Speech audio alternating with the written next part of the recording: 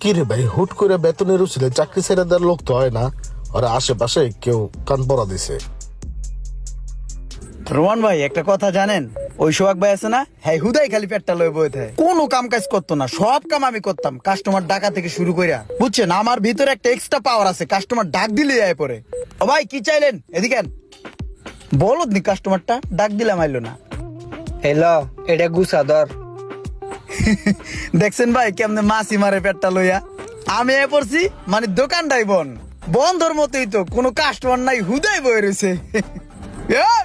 বড় ভাই কি অবস্থা, পেটে দানা পানি পরে, পেটটা তো হুগাই গেছে গা।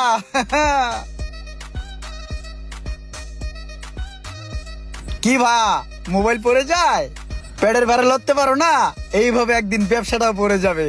আমি কি জিনিস আমার কদর বুঝলা না? একটু মোবাইলটা উঠায় দাও না। কোন দুঃখে তোমার